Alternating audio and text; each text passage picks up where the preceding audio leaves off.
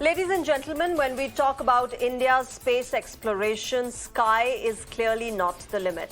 After the success of Chadrayaan 3 and Aditya L-1, all eyes are now on the next big mission, the Gaganyaan mission.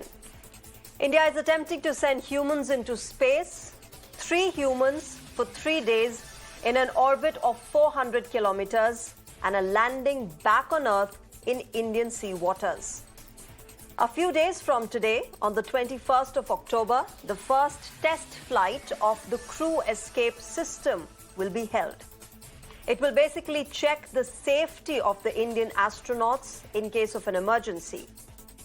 Remember, around 20 major tests, including 3 uncrewed missions, are planned before the big launch in 2025. Now, ahead of the first test flight, Prime Minister Narendra Modi today chaired a meeting to assess the progress of the Gaganyaan mission. PM Modi also urged the scientific community to set 2 major goals next. 1, a Bharatiya Antariksh Station or an Indian space station by 2035. And 2, sending the first Indian to moon by 2040. After the meeting, here's what ISRO Chief S Somanath said. Listen in. There's a flight test there happening on the Gaganyaan mission. So what do you have to say? How are the preparations going on for that? It's going very well. We are going to have the launch on 21st, so early morning. So that will be a launch to test the crew abort system to make the crew safe. Now, TVD-1 is a vehicle to test the abort capability of the vehicle. Abort is when something goes wrong in the vehicle, we'll be able to save the crew for that. Now, with that in context, let's quickly tell you a bit more about Gaganyaan. First of all, the total cost of the program. The total cost is about 9,023 crore rupees. What about the components of the Gaganyaan flight? Well, the main parts include LVM-3 rocket, which is going to be the launcher, HLVM-3, which is the main body that consists of crew escape system, crew module, orbital module, and the service module. Now, the 3 humans who will be sent on the space flight are from the Indian Air Force, and as we speak, they are currently under training in Bengaluru. They've also been sent to Russia for training. So what are the steps that are involved in sending humans into space? The challenges that come with it and the big goals for 2035 and 40. I talk about all of this tonight with my guests. Let me first introduce them to you. I'm joined by Mr. Manish Purohit, who's a former ISRO scientist, and Mr. Girish Lingana, aerospace and defense analyst, also joins us tonight. Good evening. Thank you very much, gentlemen, for joining us tonight. First to you, Manish. This meeting of the Prime Minister on the review of Gaganyaan comes ahead of the first test flight that we are about to conduct on the 21st of October at 8 in the morning from Sriharikota. Help us understand what is going to be happening during this test flight. What are we going to be checking? What are the things that we are looking at when we are checking whether our astronauts will be able to escape in case of an emergency? Thank you, Shreya, so much for the opportunity. Actually, the test on 21st of October is the test of the system that is meant to safeguard the crew if in case something goes wrong with the launch vehicle. There are different possibilities that can happen. The number one is when the launch vehicle with the crew on board is standing on the launch pad and say some leakage happens or something happens with the launch vehicle. And that has happened in the past with the Roscosmos, with the Soviets. Russians have seen that thing happening and the launch vehicle caught fire. Now, in that case, when you are sitting on a launch vehicle just carries fuel, nothing else. It's all completely filled with fuel, means something that is going to burn. But if it is going to burn uncontrollably, then it will be an explosion. In that case, the only priority is to safeguard the crew. Now, this crew escape system, CES, is meant for that only. So what we are going to do this time is we have designed a very specific launch vehicle. The first phase of GSLV Mark II uses liquid Vikas engine boosters. We call them L40. L40 means it is for 40 ton, 40,000 kgs is the mass of that booster. We have redesigned it to look like a first stage launch vehicle, single stage launch vehicle. On top of it, we have fitted the crew escape module. Now, when on the 21st of October, it will be ignited, there will be a liftoff, and when we'll reach an altitude of around 11.7 kilometers, anomaly will be created. It will be created intentionally because if something goes wrong in the real flight, then what is going to happen? But we can't wait for that. So we have to test it in these demonstrations. So anomaly will be created. That can be like, something going wrong with the launch vehicle, it is going off trajectory, it is spinning, something is going wrong with the launch vehicle. In that case, how quickly and how perfectly our crew escape system performs. Now, what happens in the crew escape system is there are solid boosters, solid motors are there. Those motors will start, they will ignite automatically once they sense that there is something wrong in the trajectory or something is there which can harm the crew on board. They will produce enormous thrust and they will guide the crew module totally away. If you've seen those pics, the viewers might have seen the pics where we have a single stage. On top of it, we have kind of a roton type of a structure is there. That's the crew module, and on top of it, we have a tower kind of a thing. On those towers, we have 4 nozzles that can easily be seen. Those nozzles, they are called LAMP, low altitude escape motors, and then there are high altitude escape motors. They will be ignited, they will generate huge amount of thrust, and they will steer away that particular module, crew module, away from the launch vehicle that might, undergo some accident or might some mishap may happen. Now, this is just one of the tests. Already one test has been done that is called pad abort test that has Okay. already been done, that has been tested. And there are few more tests planned because this is the mode 1. Then there is one more mode when we are at an altitude beyond 70 kilometers. Then what will happen if we are approaching the orbit and upper stages fail? Then what will happen? So there are different tests planned for this because the only priority and the topmost priority in human space program is if you are carrying astronauts, you have to bring them back safely. Yeah, absolutely. Okay, Girish Lingana, 12th April 1961 is when the first human went into space, and we all know that human by the name of Yuri Gagarin. Years later, India is attempting to send humans into space. Why does it mean so much to us? Why is it so significant to us, considering the fact that, yes, we have sent Mr. Rakesh Sharma earlier as well, but he was not on an Indian space flight. He was on a Russian space flight. He was a cosmonaut. But today, in 2023, why does it mean so much for us? What is the significance of the Gaganyaan mission in the context of the kind of strides that India is making in its space exploration? See, this is the first time we are attempting to send human to the space. That is the first challenge what we are facing. Means, as Mr. Purohit told, there will be there might be lot of issues during the ascent or even during the descent phase. Why I am telling during the descent phase also is because as the spacecraft enters the atmosphere of the Earth, there will be a friction between the body of the spacecraft and the Earth atmosphere, where it can go to somewhere around 1000 to 1200 degrees centigrade. So the spacecraft should withstand that high temperature and protect our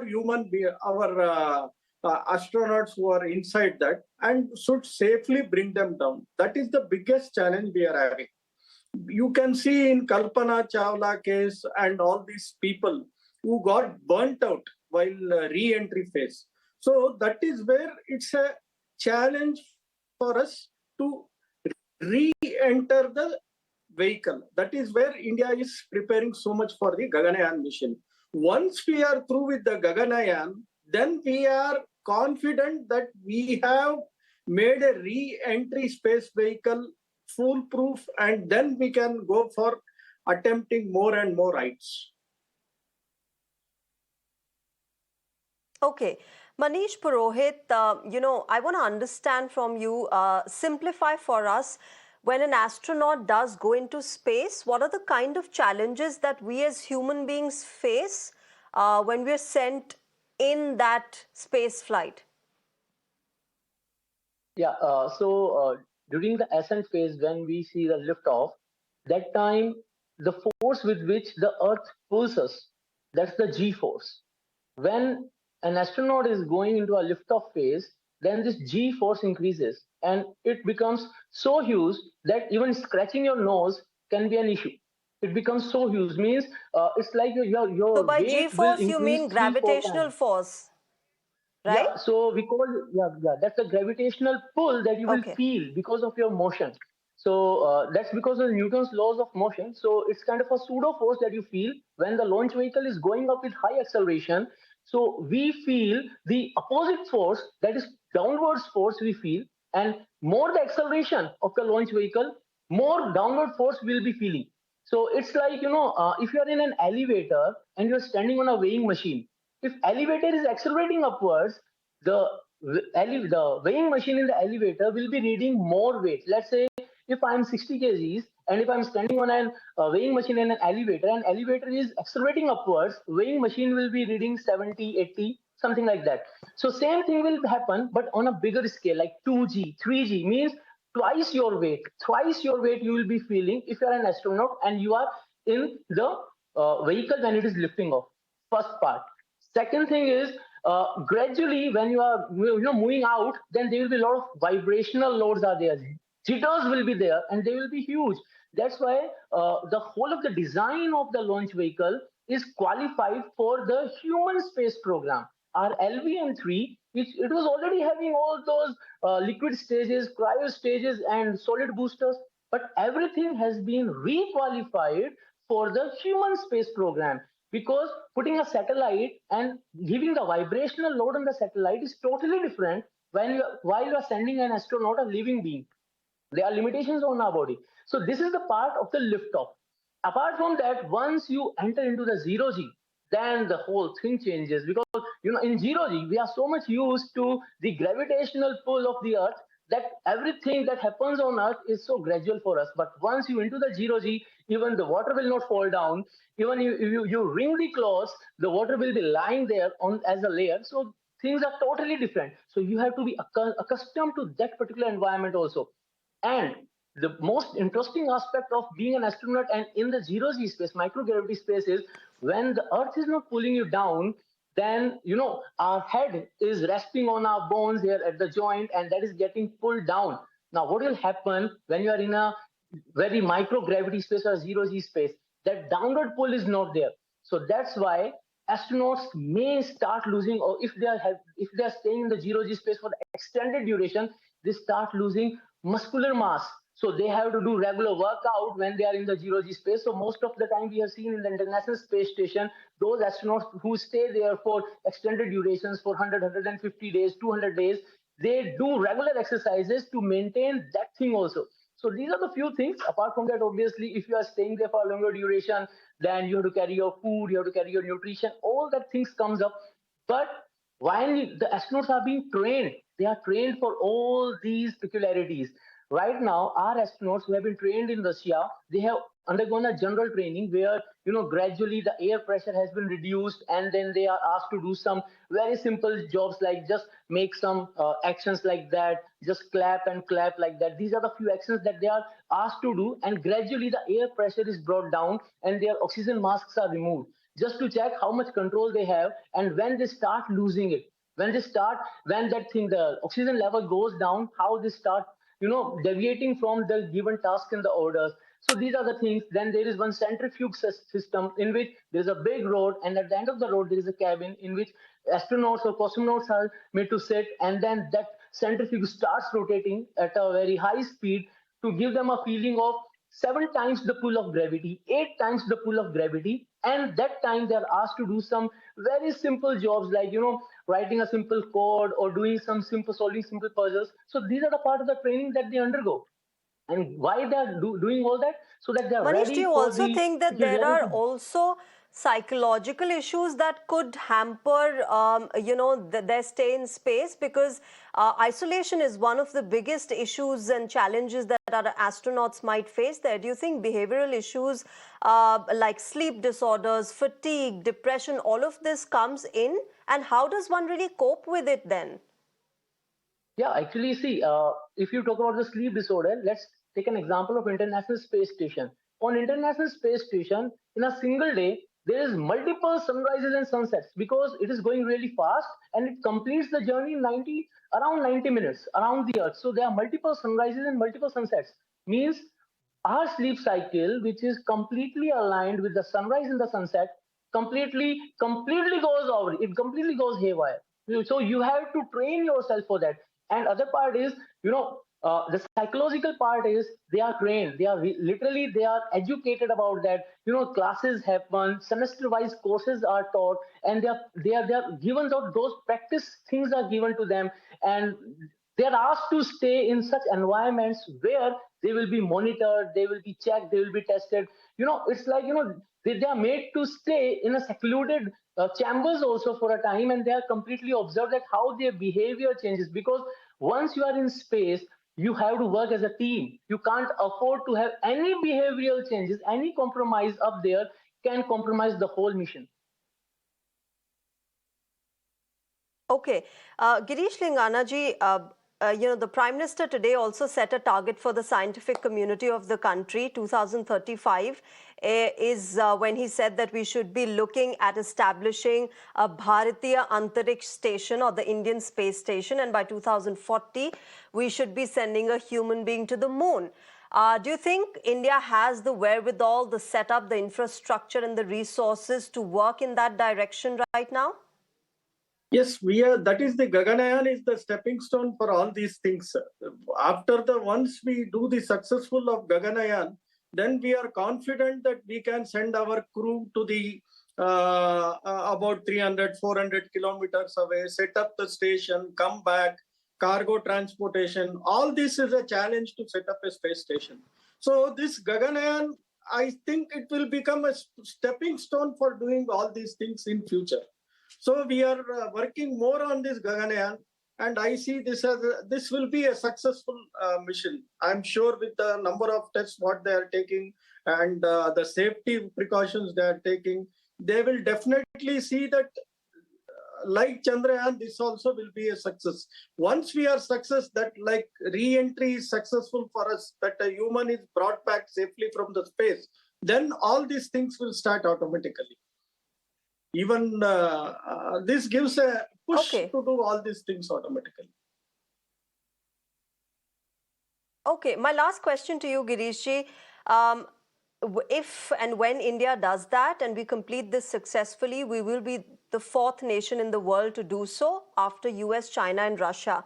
Right now, as we walk towards that and as we work towards it, are we doing anything differently from these three countries in the Gaganyaan mission, or are we following the same format? No, we are not doing anything differently. I don't find anything differently we are going to do. But of course, we are trying to improvise on the mistakes, what they have done it. Probably we have got more of inputs so that we will be more, our design will be more safer and safe. I can say that. So there won't be anything other than that, probably in the material or the coating of the spacecraft. All these things may improve, because earlier they were using tiles, but now they are using a material called Kevlar, which will be a very heat-resistant material. Probably there will be an improvisation. Definitely there will be an improvisation, but the basics will be taken from already what these people have done. Okay. On that note, let's hope for the best. It's a long wait for India to complete this mission successfully, but we have our fingers crossed, and of course, a billion prayers as usual with the Indian scientific community. So we hope that India is successful vehicle in Gaganyaan mission. After Gaganyaan, the next is we have to build make a more powerful launch vehicle if you want to send human to Chandra, like moon or anything like that. That we are still lagging behind. To the moon. We have to build up a stronger spacecraft. You cannot take 40 days to go to moon at that time. You should reach in 3 That was days also the or part 2 of the days. discussion. All these things, you need a powerful rockets. All these things we Well, have that- to develop. They're Probably calling it we are next moving generation launch vehicle. faster now. Yes, They're calling yeah. it next But I generation think launch all of vehicle. us will It will agree be right now powerful. that we... There is a impetus Okay. for this. Okay. I can say we are moving fast on these things. India is working on next generation of engines also. They are called semi-cryo. They are under development right now. That whole thing has been set up. They have the Okay. whole facility and the tests have been done. So that will increase our launching capabilities, the payload that we can carry. Because if you are talking about Bharatiya space station or taking the astronauts to the moon, then we Yeah. need heavy lift-off launch vehicles. Heavy lift-off means the Apollo mission had the launch capability taking the payload of 95,000. The launch vehicle was able to take 95,000 with it. That launch vehicle was around 27 lakh kgs. Right now, our LVM-3 is 6 lakh 40,000 kgs. It can carry only 4,000 Tons. kgs 4 of tons. payload. Yeah. So we have to work on our capabilities also if we Okay. are planning to go to the moon and beyond. Okay, yes. I think we're a country of aspirations and, no harm in having scientific aspirations and hoping to succeed in them. We have proven it in the past and hopefully we will prove it in the year that is leading up to 2025. And I'm sure all of us will agree that India has come a long way from carrying a rocket on a cycle to now even thinking and planning and working on sending humans into space. So let's hope for the best. We will, of course, keep meeting in the course of time and discussing India's progress on the Gaganyaan mission. But for now, thank you very much to both of you gentlemen, Manish Purohit and Girish Lingana. Thank you very much for joining us on Mirror Now and sharing your thoughts on the Gaganyaan mission, India's big space dream.